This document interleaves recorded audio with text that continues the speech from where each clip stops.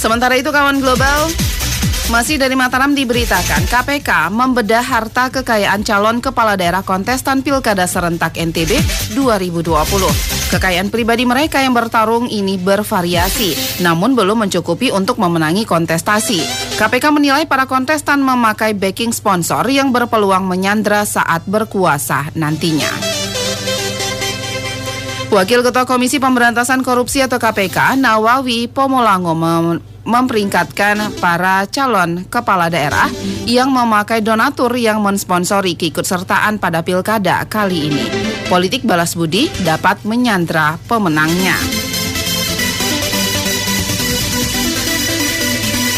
Hal ini diungkapkan Nawawi yang dihubungi secara daring dari Jakarta saat pembekalan Cakada di NTB yang ikut Pilkada Serentak 2020 Kamis 5 November kemarin. Pernyataan itu merujuk pada hasil survei KPK tahun 2018. Sebanyak 82,3% dari calon kepala daerah yang diwawancarai menyatakan adanya donatur dalam pendanaan pilkada. Sumbangan donatur didominasi pengusaha, konsekuensinya balas budi, antara lain dalam kemudahan perizinan dalam menjalankan bisnis, keleluasaan mengikuti pengadaan barang dan jasa pemerintah, dan keamanan dalam menjalankan bisnisnya.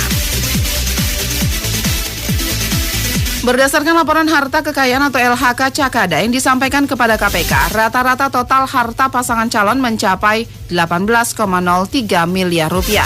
Bahkan ada satu pasangan calon yang memiliki harta minus 15,17 juta rupiah. Sementara itu, survei KPK di 2018 memperlihatkan kebutuhan dana untuk ikut pilkada di tingkat kabupaten atau kota adalah 5 sampai 10 miliar rupiah. Sedangkan untuk menang harus menyediakan uang sekitar 65 miliar rupiah.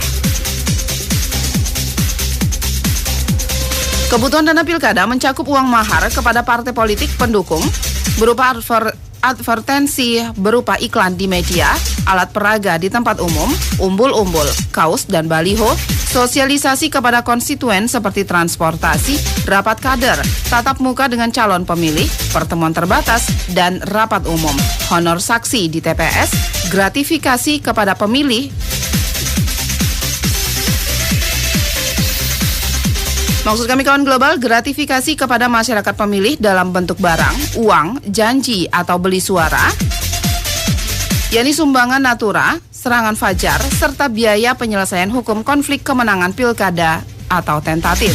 Dalam pembekalan ini, KPK menyajikan data harta kekayaan calon kepala daerah yang bertarung dalam pilkada serentak di NTB tahun 2020.